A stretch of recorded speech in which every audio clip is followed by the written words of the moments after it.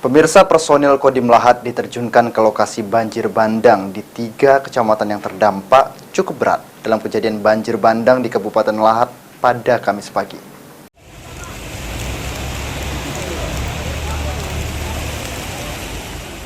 Tindakan cepat diambil oleh Kodim 0405 Lahat dalam membantu warga yang terdampak banjir bandang di Kabupaten Lahat pada Kamis pagi, di mana satu persatu warga yang terdampak banjir bandang langsung dibantu oleh personel Kodim 0405 Lahat dari rumahnya masing-masing dan dibawa ke lokasi yang lebih aman.